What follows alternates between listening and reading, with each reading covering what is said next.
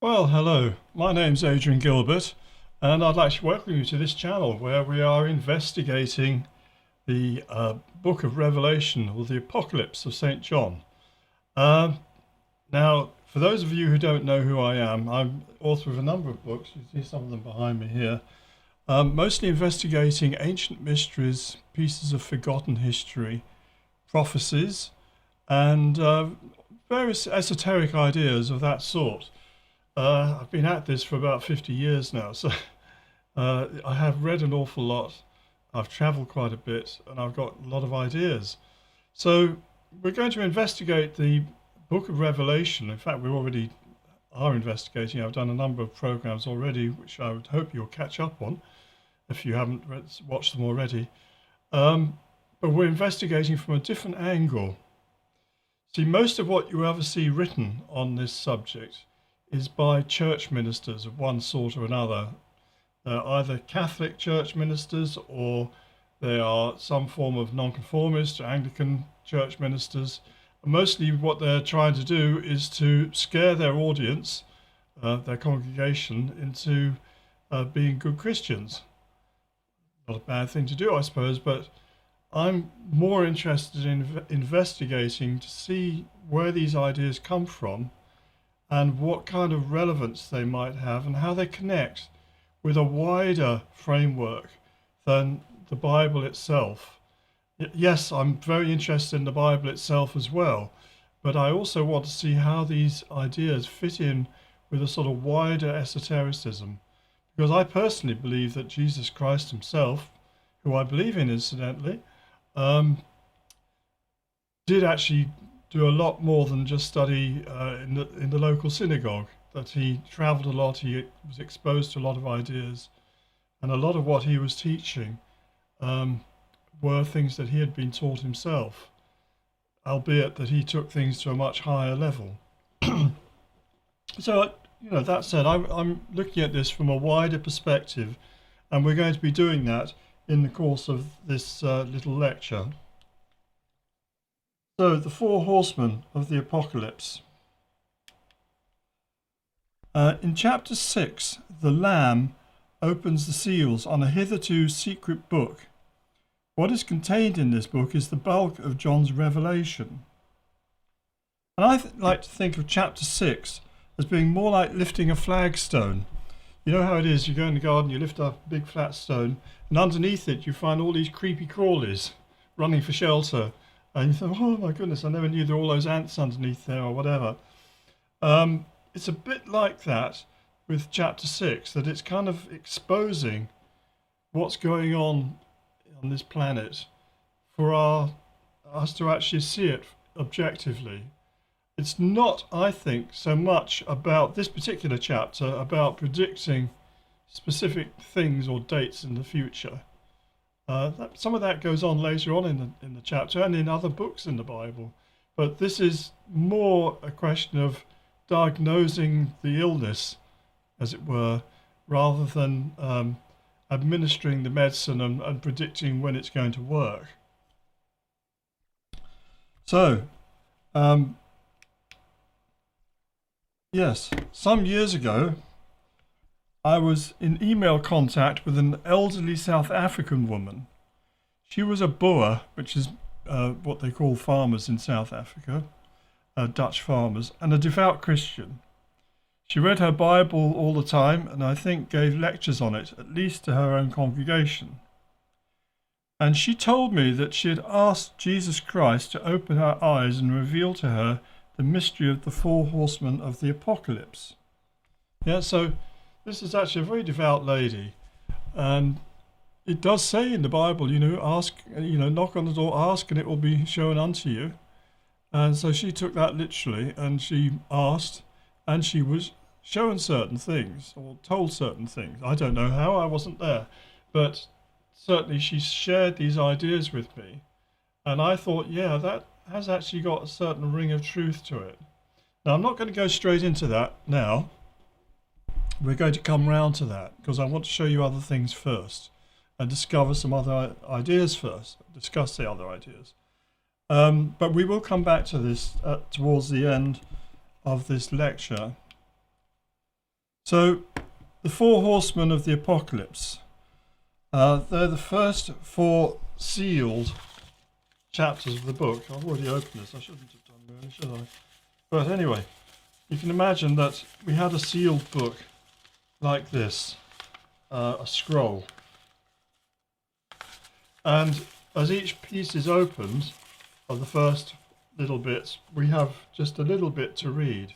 We don't get to read the bulk of it until the last seal has been opened, and then that's the rest of the revelation that's shown to us.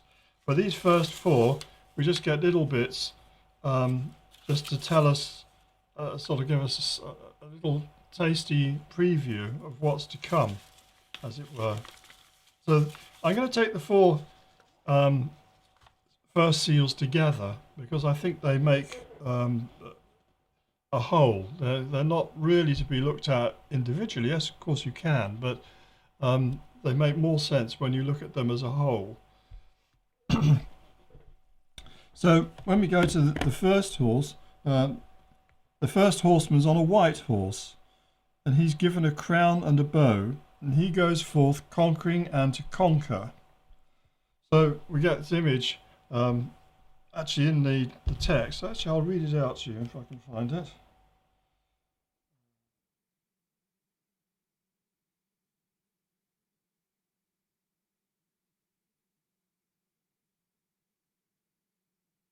All right, so now I watched when the Lamb opened one of the seven seals, and I heard one of the four living creatures say with a voice like thunder, "Come!" And I looked, and behold, a white horse, and its rider had a bow, and a crown was given to him, and he came out conquering and to conquer. Now I should just say that that beast who says "Come" is one of the four beasts that we've met earlier in the previous chapter, who are standing round the throne of God in Revelation. And they actually symbolize the four signs of the fixed signs of the zodiac, and therefore mark out the annual cycle of the earth. But I've discussed all that in the earlier lecture, so I'm not going into it now. But it's one of those creatures that calls out and says, "Come." And he's saying "come" not to the white horse or the horseman, he's saying that to John, who's in spirit and being shown all this. And then it goes on. And the second rides a red horse. He has power to take away peace from the earth, so men should kill one another. To him is given a sword. And I'll read that here. And it says, when he opened the second seal, I heard a second living creature say, "Come." And out came another horse, bright red. Its rider was permitted to take peace from the earth, so that people should slay one another, and he was given a great sword. So this guy is kind of like some kind of warrior, or he's certainly starting wars, and that's going to result in deaths and mayhem. Not really the kind of guy you want to meet, I don't think. And then when he opened the third seal, I heard the third living creature say, "Come." And I looked, and behold, a black horse, and its rider had a pair of scales in his hand. And I heard what seemed to be a voice in the midst of the four living creatures saying, "A quart of wheat for a denarius, and 3 quarts of barley for a denarius. Do not harm the oil and wine." So that's a strange kind of statement. This one's not going out starting wars, and he's not making conquests so he can add to his realm, his crown. He's actually symbolizing famine, that you're weighing out everything really carefully and denying and saying, don't have any wine, or any oil with it because we've got to preserve that. But, this is the price that you're going to have to pay, which perhaps in those days this would represent quite a high price. I don't know how much a denarius was worth. But anyway, it's talking about a time of famine and how food is being restricted and rationed. And then it comes on to the fourth one. And he says, when he opened the fourth seal, I heard the voice of the fourth living creature say, come. And I looked, and behold, a pale horse, and its rider's name was Death, and Hades followed him. And they were given authority over a fourth of the earth, to kill with sword, and with famine, and with pestilence, and by wild beasts of the earth. Right, so the fourth guy seems to be a kind of pestilence. He's the one that's going to bring about death, the final death. Imagine the Black Death coming through. And Hades was the Greek god of the underworld. It's where you would go after death.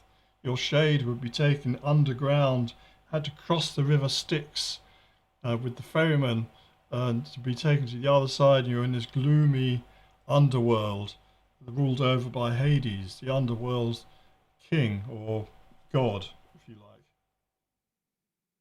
So that's our four, and here where it says they were given and Hades, and they were given authority over a fourth of the earth to kill with sword and with famine and with pestilence and by wild beasts of the earth.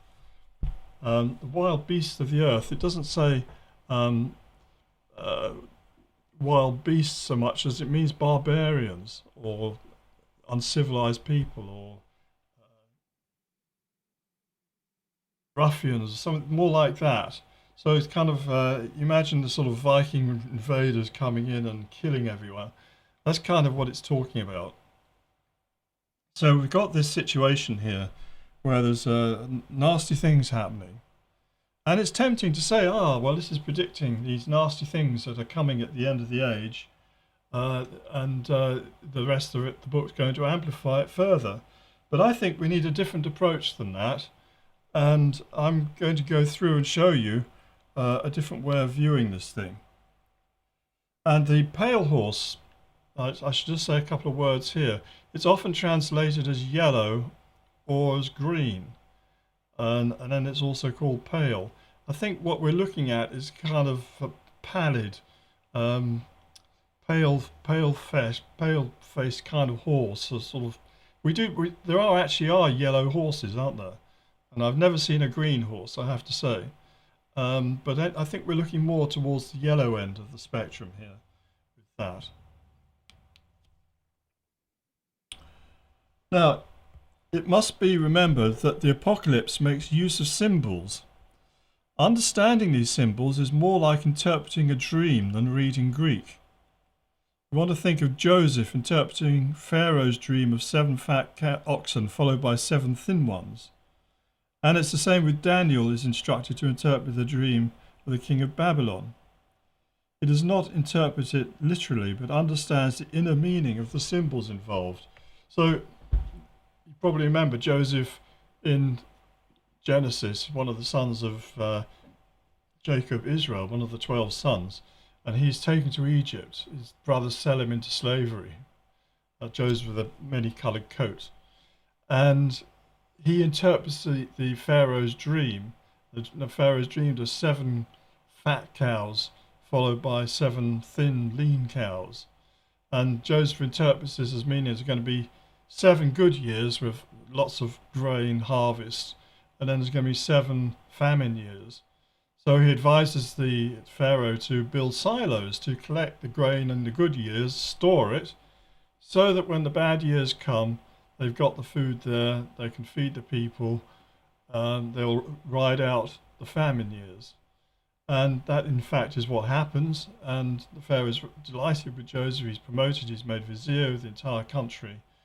And that has consequences for eventually when his father and his brothers come along to Egypt and he's able to look after them. So he's one of the great heroes of the Old Testament. Daniel, similarly, in the captivity in Babylon, it's a sort of parallel story to Joseph being a captive in Egypt, and Daniel's a captive in Babylon. And he interprets the dreams of King Nebuchadnezzar, first of all, and he's able to tell him what his dream means in terms of a succession of empires symbolized by a big statue. So when we're looking at dreams, you've got to remember, or also these kind of prophecies that we're seeing here, you've got to remember we're looking at symbolism. We're not expecting to see someone galloping into London or so somewhere with a red horse and a big sword in his hand. That's not what it's talking about. These are symbols that have to be interpreted and understood. And that's kind of the approach I want to take now as we go into this. So I'm going to say here that the Four Horsemen, so far what we've understood is they represent royal authority in building an empire, that's the crown, strife and warfare, that's the guy with the sword, famine, that's the one with the balances, and plague leading to death, that's the last one. So we've got that far. But now I wanted to investigate the ideas further and consider the primary image of a horseman. And there's two parts to a horseman. So unsurprisingly, the first part is a horse. You can't have a horseman without a horse. And the second part is, of course, a horseman who's riding a horse. So I know it seems simplistic to say that, but these are actually two different symbols that we're being given. We're being shown the horses, and we're being shown the riders. And we're being shown actually what the riders carry as well. I suppose you could say that's a third part. So I want to investigate, first of all, the meaning of what is a horse. I know you all know what a horse is. You've all seen a horse. If you haven't actually seen one in person or ridden one, you must have seen one on television at some stage. But bear with me, we'll discuss what a horse is. And it's an animal, and left alone, it will do horsey things. Wild horses are flight animals. They like to stay together in large groups for mutual protection. And think of all those Mustangs running free in America, and great herds of these horses running together. No saddles on them, no bridles. They're doing horsey things. And horsey things means being in a herd, finding nice pasture, and being wild and free. And their preferred habitat is open plains with abundant grass growing. Predators can then be seen from a long distance, and being fleet of foot, they can run fast. That's the horses. And we see this behavior in Africa with zebras, which are cousins of horses. Lions will seldom catch healthy zebras, only the old and the sick. So we see these herd animals, right, that run together. And the reason they're in herds and groups is that if predators do come, then the species is going to survive. As most of them will get away. Might be one or two that get picked off, the old and the lame, perhaps the very young who haven't managed to get onto their feet yet. But by and large, most of them will get away. Whereas if they grazed alone and were solitary animals, they might be in more risk if a pride of lions came along and decided they were going to have them for lunch. And then we can say wild stallions compete with one another to have sex with mares on heat. The most dominant, powerful horse wins the mare. This is a behavior common to nearly all large mammals. So this is the other thing that preoccupies horses, and actually all mammals to a greater or lesser extent, mostly to a greater I think, is their interest in sex. They want to perpetuate their species, and it's not something that is a conscious thing. It's something that they're driven to. Their hormones drive them to it. And to preserve or protect the species with a horse, or with horses, generally speaking, it's the dominant stallion that will be the one that gets the mares, and therefore the next generation are going to be of his strong genetics. Same thing happens with wolves. You have the alpha wolf and the alpha bitch wolf, and they're the only ones that breed. The others don't. The others in the pack don't breed, or not normally. So it's the alpha pair that produce the cubs for the next generation. And that's kind of how things are with mammals in the wild. And I want to compare this now with the nature of man, Homo sapiens. So first of all, recognize that we too are mammals, right? So the things that govern other mammals govern us too. We have bodies and instincts very similar to horses in many ways. Now, that might sound a strange thing to say, but we do. We like to gather in groups. We compete with one another. We like nice food. We look for comfort and shelter. And above all, we're very interested in sex and trying to find mates. And generally speaking, it's the alpha males that are most attractive to the females. I mean, that's kind of how it works in life, isn't it? And therefore, the alpha qualities, so-called, maybe get passed on more. Our bodies are interested in the same things: comfort, food, protection from predators, dominance, sex, and the opportunity to enjoy life in the sunshine, right? So left to ourselves, that's what we would be doing. We would be having a lovely life, so-called, picking berries if we needed to, doing a little bit of hunting on the side, perhaps the odd wild pig or something, and then back to the campfire and chilling out. Yeah, isn't that what we like to do, to chill out? But then think about the horseman. Going back now, I've compared the horse and the horse. Now we're looking at the horseman. What is a horseman? Consider a horseman or rider. He is not the horse, and in many ways is weaker. However, he wants to make use of the horse's energy, power, and fleetness of foot. So think about that. That the guy who's riding the horse, it could be Hopalong Cassidy or the Lone Ranger or whoever, he's riding the horse. The horse is his vehicle, and he has a relationship with that horse, but it's one of master to servant. And yet, the horse is, in many cases, much more powerful than he is, but he dominates it. And he does that, first of all, through the mind. But he controls that horse. He puts a harness in its mouth. He puts a saddle on its back. Horse doesn't like that. It bucks around quite a bit, but eventually he gets the horse to understand, no, you're going to have this. And he persuades the horse that actually it's in the horse's interest, that he'll put him in a nice stable and keep him warm. He'll check his feet, maybe put shoes on those feet, on those hooves as needed. He'll give him hay to eat, clear out his stable, maybe occasionally show him to a mare. It's not going to be such a bad life for the old horse. But he's actually going to have to do some work now. He's going to be the guy's steed.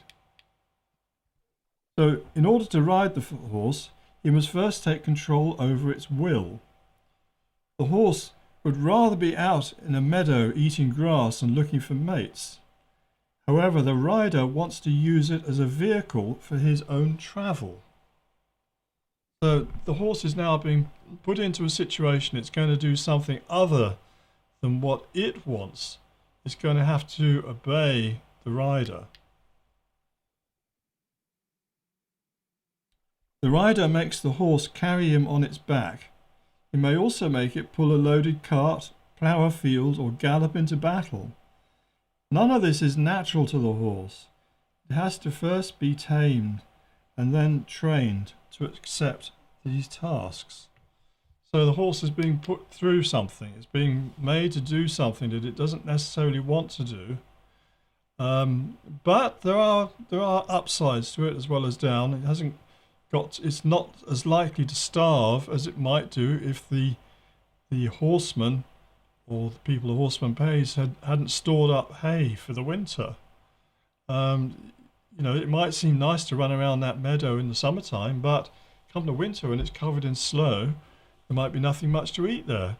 On the other hand, if there's lots of food in the barn, the horse is going to be okay, isn't it? And the same with water. It might not be able to find water easily, but the rider will make sure that there's water for it. So there are upsides as well as downsides to this domestication. So now consider this.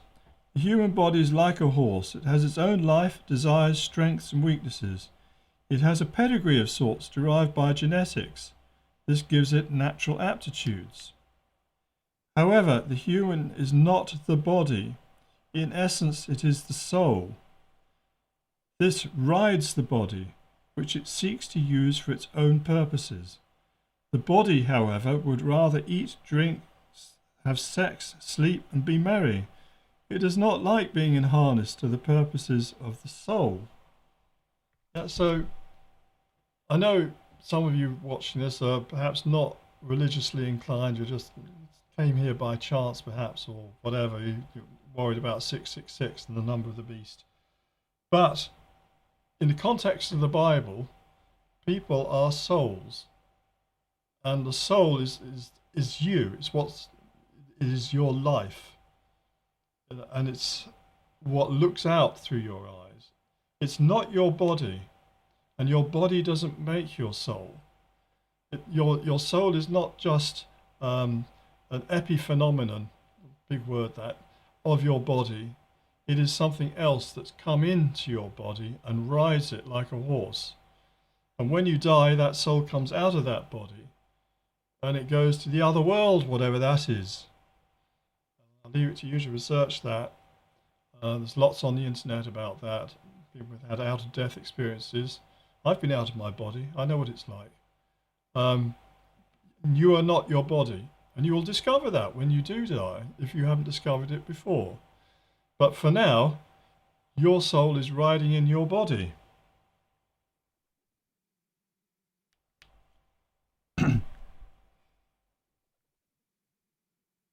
But this makes the soul vulnerable, and in many cases it is a prisoner to the body and forced to go where the body, the horse, takes it. Now, I don't know if you thought about that, but if you had a rider on a horse and that horse knows that that rider is not in control, that rider is frightened of the horse, that rider doesn't know, he's not an experienced rider, that horse might just gallop away with the guy on his back and he gets taken for a merry ride.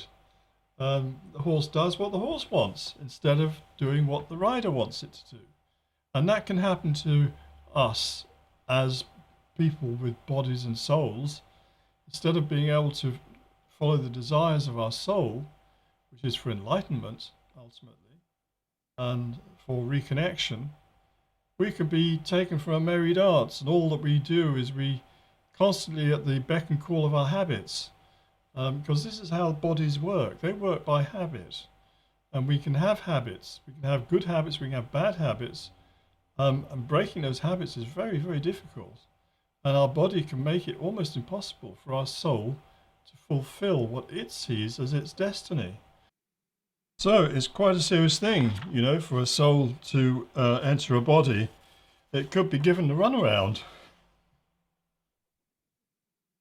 So let's see where we go with this. We'll take it through a different angle now. And I want to look at the cosmic connection. As you know, one of the things that I'm most interested in is the Hermetic tradition. And the Hermetic doctrine is as above, so below. The greater cosmos is reflected in the lesser cosmos, and the lesser cosmos is reflected in the greater cosmos. And we see this at all levels. Out in the garden, I've got a big oak tree, and the way that grows, especially you see it in wintertime, when it's a sort of big bushy-headed thing with twigs going everywhere, it looks very like a stick of broccoli. You have the oak tree, reflected in the smaller, the stick of broccoli. And that's kind of similar with the concept of how the solar system is reflected into the planetary system. Just as the sun has its planets going around it, planets can have their moons going around them. So that's kind of as above, so below. And just as the sun has its planets, so the Milky Way has all its stars going around it. These are greater cosmoses, lesser cosmoses, even lesser. So there's this as above, so below idea permeates all of nature. And it's in the same way that your body actually is contained in every cell of you, which has the DNA code to make a fresh body if it were put into an egg. So I'm going to read out here. Well, clearly there's some kind of as above, so below relationship between the four horsemen and the four beasts who call John over to see each of these riders. And in earlier lectures we discussed how the four beasts around the throne are symbolic of the annual time cycle represented by the rotating signs of the zodiac. Each beast is symbolic of a season. So we have that analogy, the beasts representing the sun's movement through the zodiac. Actually, it's not the sun going through the zodiac at all, it's our planet Earth going round the sun. But that's the way we see it.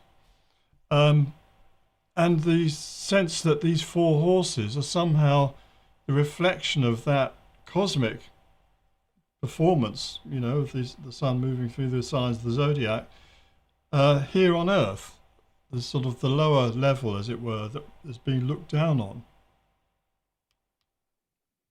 So, similarly, the four horsemen form a cycle on Earth and in the affairs of mankind. And the cycle begins with A. Conquest in the name of building an empire, crown. This is the growth, the spring phase. So when you think of the first horseman, he's given his crown, he's got his bow, he's spreading his influence over a larger area. That's the sort of spring phase of growth. And then we come to the second phase, conflict and war, as nations and empires compete with one another. We call that the summer phase. Well, if you think about every time an empire is growing, it comes into conflict with other growing empires on this planet. That's how things kind of work, isn't it? And they sort of butt up against each other. The Roman Empire butting up against the Parthian Empire, for example. And then we get famine. Let's see, famine brought on by neglect of the fields during war. And scarcity causes shortage and hunger. So that's kind of what happens when you have a war. I've got my ration card from the Second World War. I was only a baby in the late 40s. I was actually born in 49. But rationing went on in Britain, I think, up until about 1955. So I have got a ration card somewhere, which would mean your parents, well, in my case, parents, when they were going shopping, you'd have to bring your ration card, and they'd only let you buy as much as was allowed on your ration card. That could happen again with this coronavirus situation, where people are going out stripping the shelves of the supermarkets bare because they're panic buying. Could well end up that we end up having ration cards. No, you can only have 2 rolls of toilet paper a week. 1 roll. You're only allowed 1 packet of bacon, 1 packet of sausages, 1 small thing of chicken pieces, whatever. Could happen. Could end up with rationing. And then death brought on by pestilence. The barbarian men acting as beasts and starvation.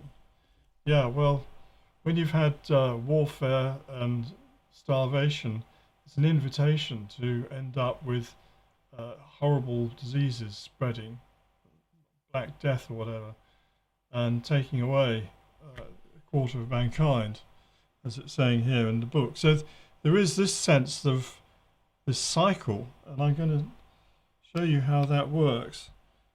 The cycle we call the cycle of civilization, as we have known it for thousands of years. And it looks something like this. We have the 4 horsemen forming a cycle.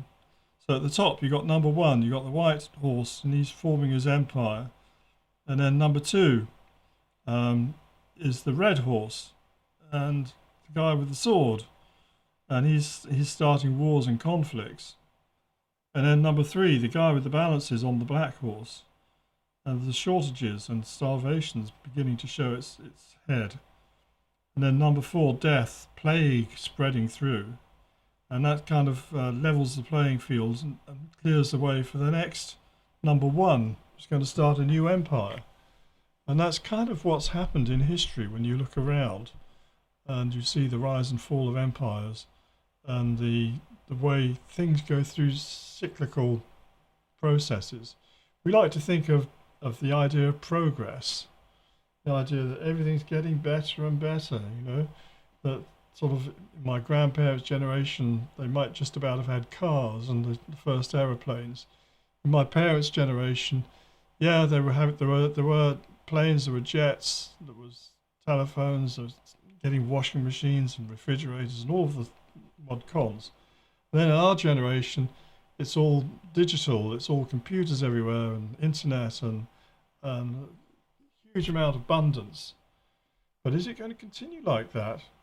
Or are we going to see suddenly coming down, the collapse of the civilization, ending up in warfare, starvation, plague?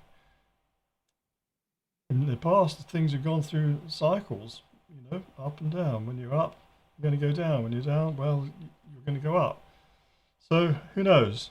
But that is kind of like one of the warnings, I think, of this particular doctrine.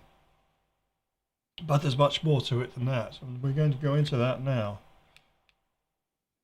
And the keys to this are in the Native American medicine wheel. Now that might sound a very odd thing to say, because we're talking about the Bible and the sort of Native Americans. What have they got to do with the Bible or anything with that? Well, I think you're going to discover that there's actually a bit more to it than that. As I say, I like to research things on a broad platform and see where it takes me and how things connect one with another.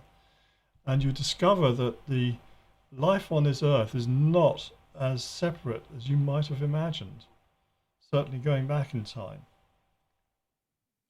So the Native American wheel, wheel or variations on it, is central to the teaching of nearly all Native Americans from North to South America. And sometimes they show it with coloured strings or other ways of depicting it. But there's, generally speaking, they have black in the north, white in the south, red in the east, and yellow in the west. Pale. So that kind of begins to resonate, I think, a little.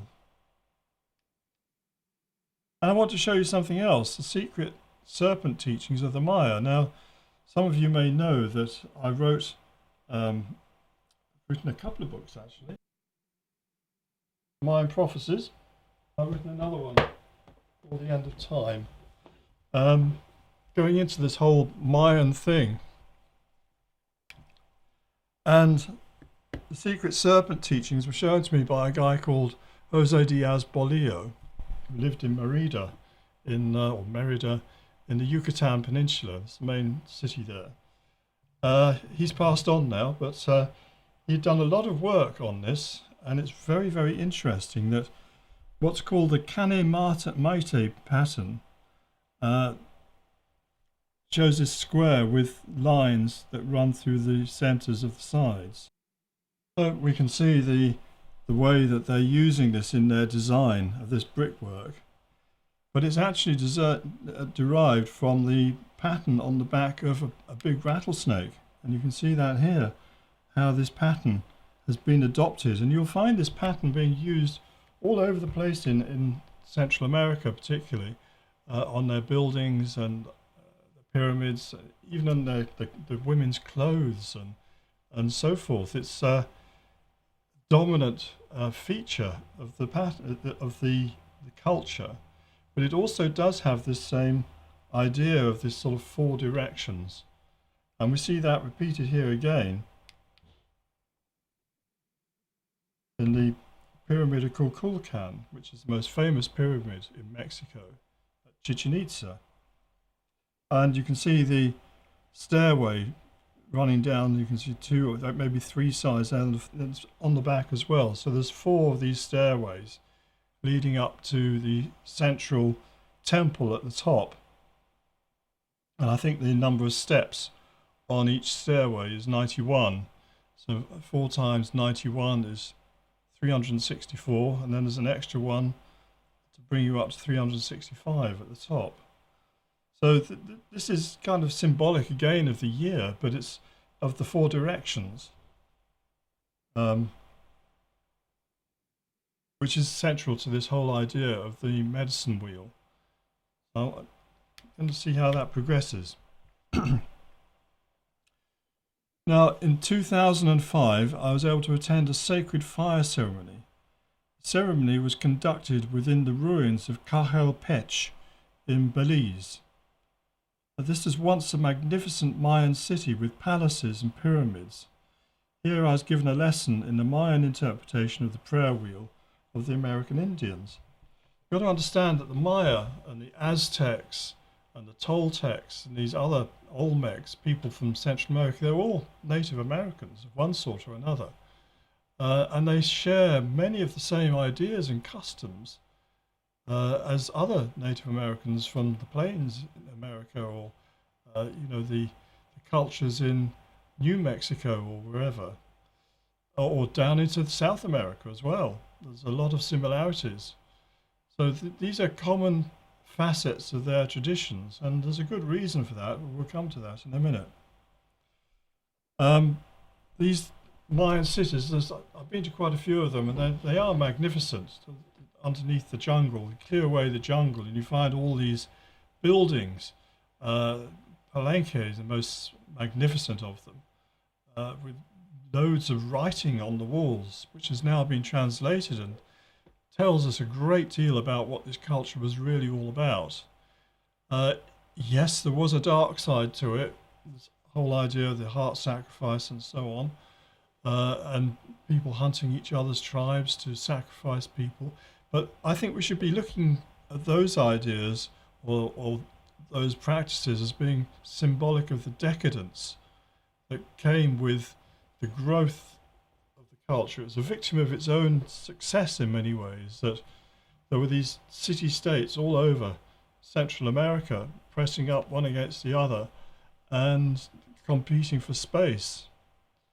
And we don't know exactly what happened. Obviously something terrible happened, because the society collapsed and the people ended up moving out, and the people who survived were not the high rulers and so on, they're the peasants who managed to eke a living somehow, until the time of the Spaniards, when it had almost disappeared, the Mayan civilization, and it's only in modern times that we've found out just how great it really was, that underneath all that jungle, which you might think is primeval forest, actually there are all these buildings and towns and cities, and there would have been fields of corn all around, and there wouldn't have been all this jungle that we think of as typical of Central America today.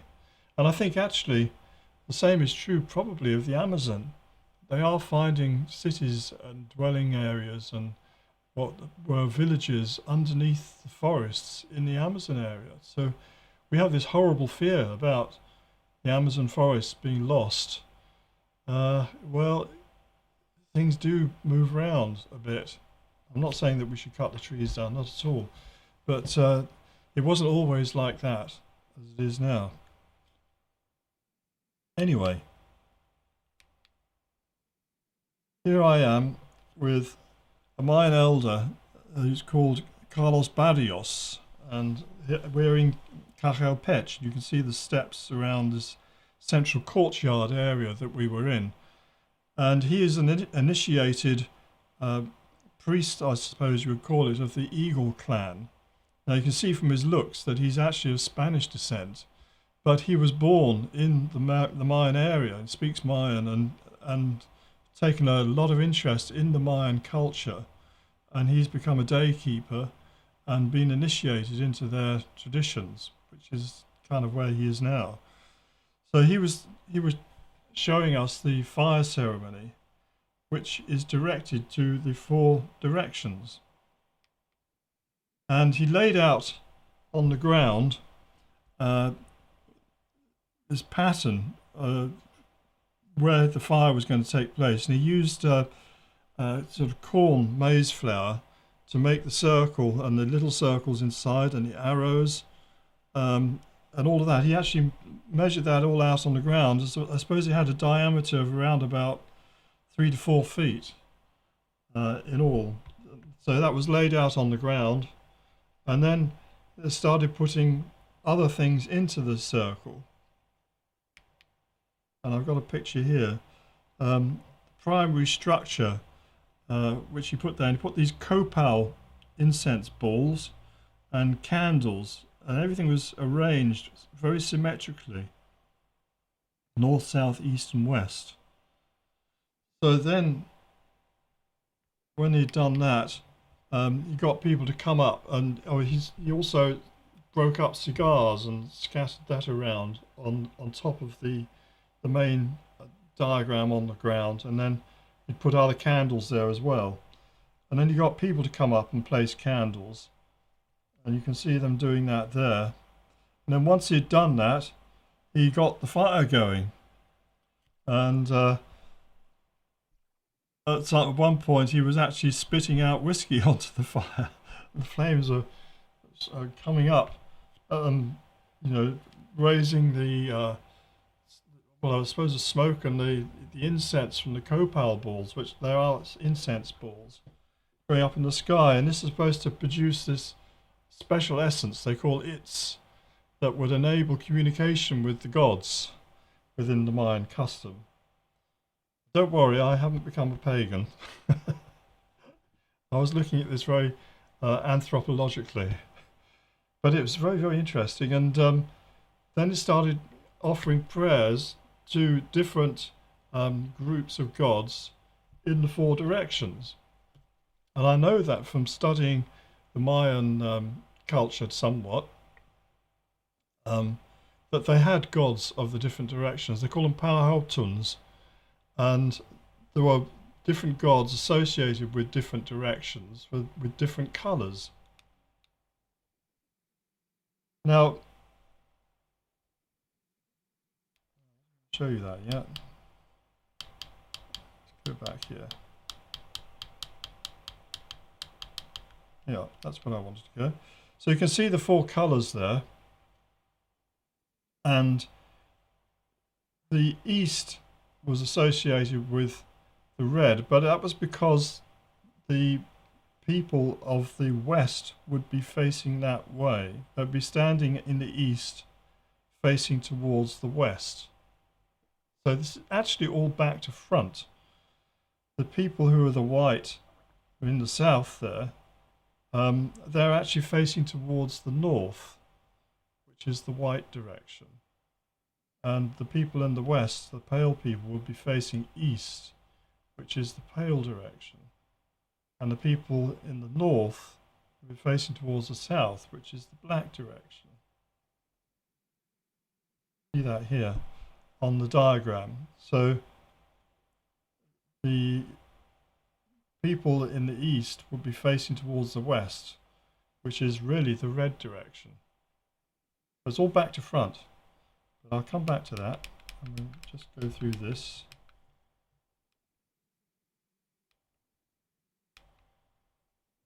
Now I want to compare that with this ancient Egypt teaching. We have Horus Ur, Horus the Elder, and he has his four sons, who are called Imseti, Hapi, Duamatef, and Kebeshenev. And they're the four sons of Horus. And it's not Horus, the son of Isis and Osiris. He's not Osiris' grandsons, right? This Horus is the Horus, the presiding deity over our solar system. You could call it the intelligence of our solar system. And these are the four genii, that's how they call it in Egyptology, the genii of the four directions on the horizon.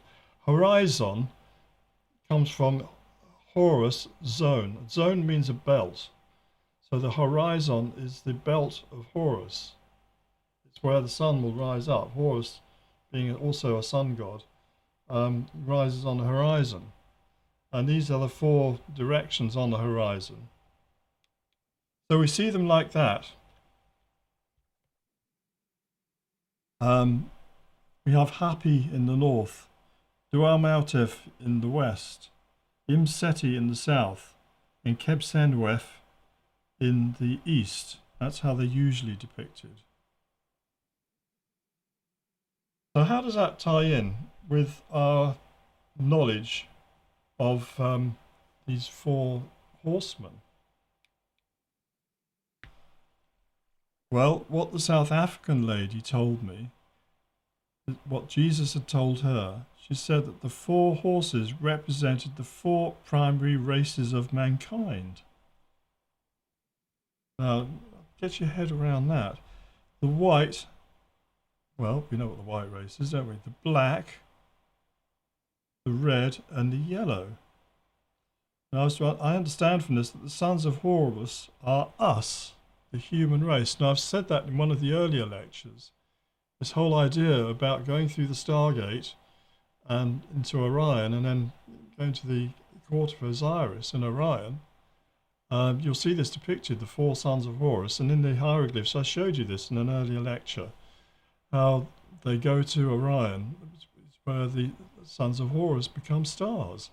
So this is actually kind of, seems to be a big universal tradition. Now I just want to show you something else here, because you're probably wondering, you see, we got these four. We got north. We can understand that the white race comes from the north, and we can understand the black race comes from the south, Africa. The north would be Europe, or northern Europe, actually, sort of more the kind of the steppes area. And the east, well, the pale, the yellow race, you know them, they're the Chinese and the Japanese and people in the Far East. And the west, yeah, the red race, well, we know that they're in America. We have the Red Indians, don't we? But you might be wondering, how on earth does this have any relevance whatever towards the Bible? Well, I want to show you something else here. And if you go into this, I know you're going to think I'm crazy when I start taking this seriously. But if you read your Plato, it will tell you about the lost continent of Atlantis and how it was beyond the west in the middle of the Atlantic.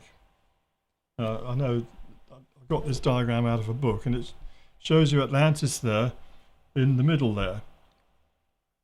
But you've got to understand the Atlantean Empire wasn't just the island of Atlantis in the middle, wherever that might have been. It also had an empire that stretched out, going to Africa, to parts of Europe, and out to parts of America. Certainly the Central America area, in particular, and parts of South America, and the West Indies. So we have this idea that Atlantis was lost with the sinking of the continent. Well, it was, but there were already places where the Atlanteans had formed colonies in other places. They had formed colonies in America, and those colonies developed into what became the Aztec and the Mayan and the Olmec and the other groups that we see there, who themselves, when you go into their calendrics, and I have done quite a bit, they talk about earlier peoples long before them and periods of time way back.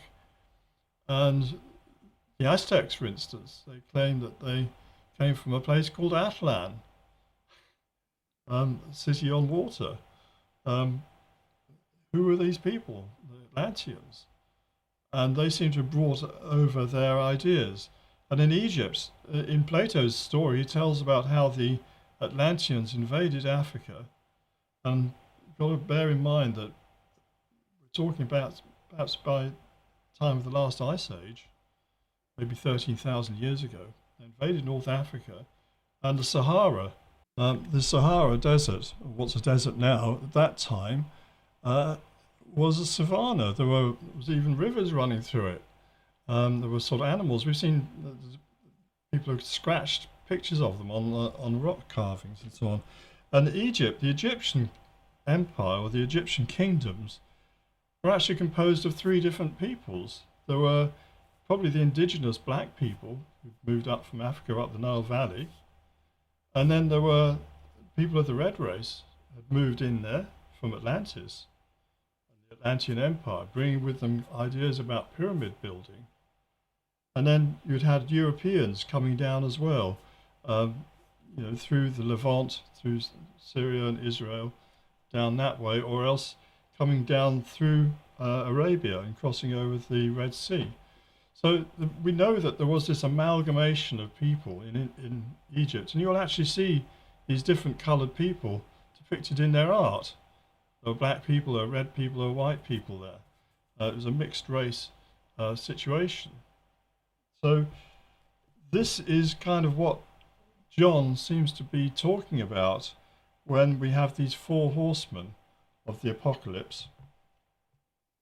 That there were actually these, not just the three races that you might think, and you've got to understand that in America I have seen it myself, that in Mexico there are certainly traces that show us that the Romans visited there, and the Carthaginians and Libyans, that there were people who came there from North Africa.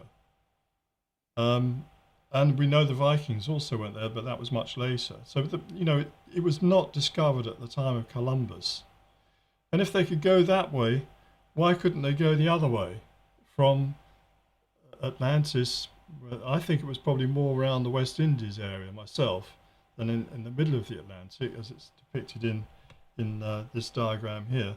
I think it was probably more down in the West Indies area. But the people there, people were navigating long before Columbus and his merry band were going in a ship. I'm not going to go into that, but there are maps which show that people knew about South America and knew about Antarctica long before this.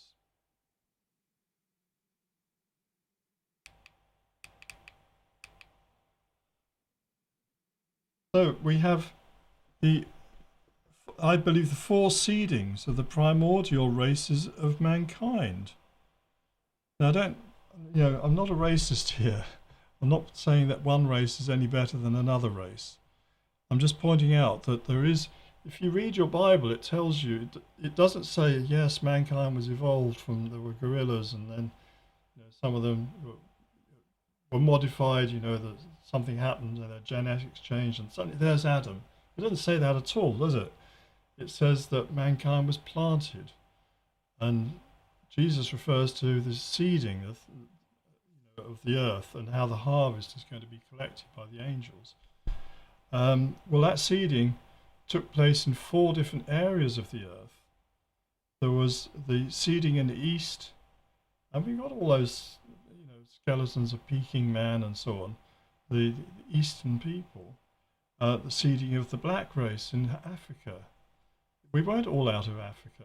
That's kind of one of these modern myths that the Leakeys, who were looking for grants and money to carry on their digging in Old Duvai Gorge, that was kind of where that all came from.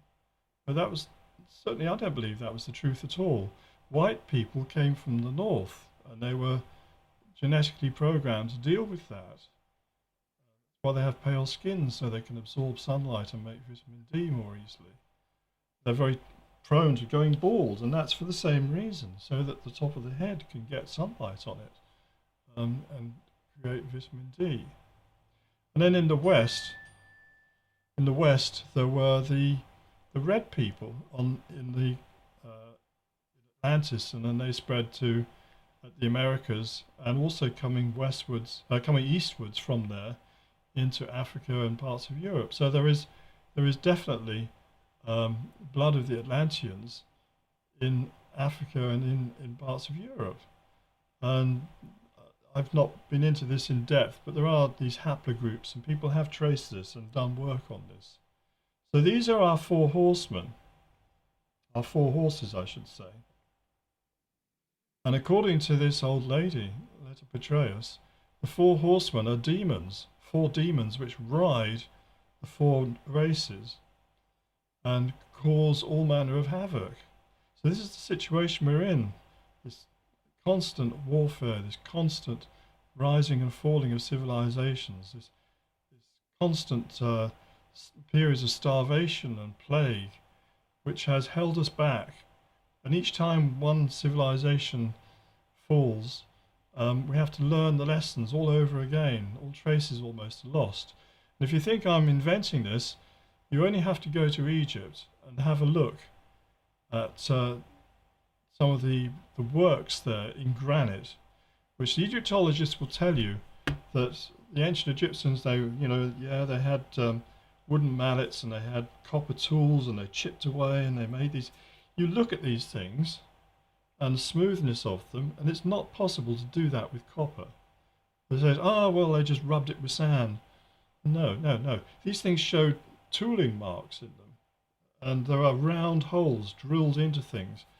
And people have investigated this, and they've said it's quite impossible that this could be done with the kind of tools that the Egyptologists say that they had. And the same is true of the pyramids themselves. You could not build those pyramids. Certainly the pyramids of Giza, which I've been in and looked at closely, you could not build those with the primitive tools that we're told that they used. Someone with greater knowledge came there, let's call them Atlanteans for want of a better term, came there and taught them how to do this and brought that technology with them. It's a bit like when you come to New York and you look at New York and say, well, how on earth did New York appear there? Well, it was Europeans that brought that technology over in the first place, and that brought about that city. Yes, it's indigenous to America, it's built by Americans, but they themselves came from somewhere else, only in the sort of 17th century. So this is kind of what we have to see. And it's the same thing happened in the ancient world with the Lydians going to Italy and building the Etruscan Empire. That was not indigenous to Italy. It came from Asia originally. The Etruscans were Pelasgian people who came from Western Turkey. So this is kind of how things have happened throughout history in the world. And what this is telling us is that these demons have been running rings with us. They've become the horsemen, stopping us doing what we would naturally should be wanting to do. And that is going to be brought to a halt in the near future. And I'm not saying that particular demons, the guy with the crown or the guy with the sword or whatever, always ride that same horse. I think they probably change horses from time to time. But this is the pattern that we're being shown. And it's a really quite frightening situation to think that mankind is not in control of its own destiny, that there are these other entities, whatever they might be, which are controlling us and using us for their ends and their advantage, not our own.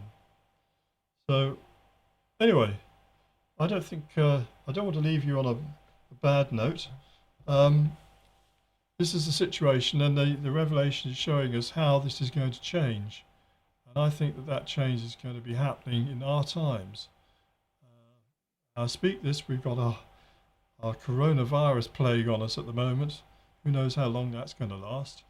But the revelation is actually talking about a happy ending. So on that, I'm going to leave you, and we will press on with opening more seals in the next episode. Thank you very much for your time. Bye.